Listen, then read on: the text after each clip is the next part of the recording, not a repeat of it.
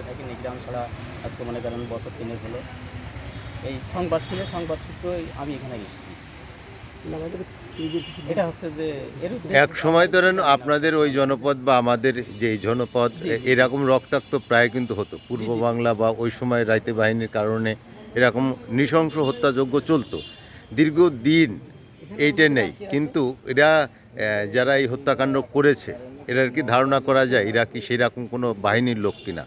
তবে আসলে এটাও একটা ভালো একটা গুরুত্বপূর্ণ কথা যে এরা এই বাহিনী কিনা। আসলে আমরা কি করি বা বুঝবো? তারা সারাদিন দিনমজুর, পরের ক্ষেতে জন বেচে রাজার কাজ করে, অথচ রাত্রে যদি তাদের এই রূপটা থাকে তা নিশ্চয়ই তাদের ভারী কিছু না থাকলে তো তারা এই ধরনের আচরণ করতে পারে না। ভয়ঙ্কর একটা রূপ।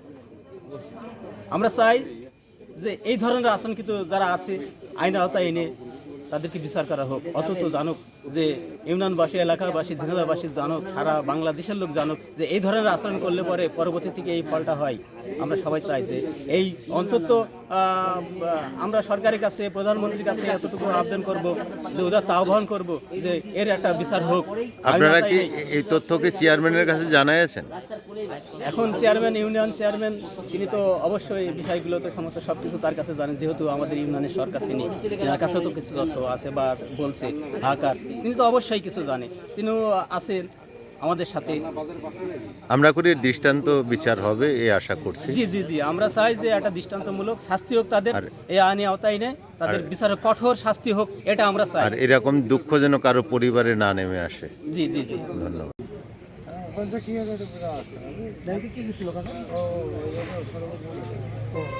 মানে আপনাদের ছোট বউয়ের নাম কি? ওই নাকি ফাতেমা।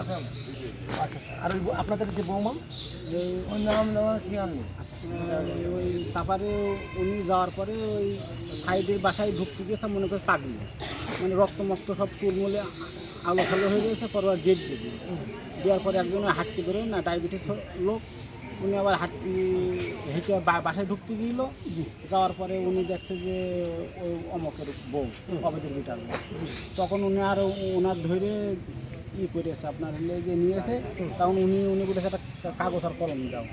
কাগজ ইশারা করছে, ইশারা করে তখন কাগজ কলমে লিখে দিয়ে যে আপনার ফজলুর ওখানে রাজমিস্ত্রি কাজ করে, কান ফোটানো, এই তিনি আমার বেঞ্জে আমার শাশুড়িকে জড়িয়ে দিয়েছে আর আমাকে জড়িয়ে দিয়েছে।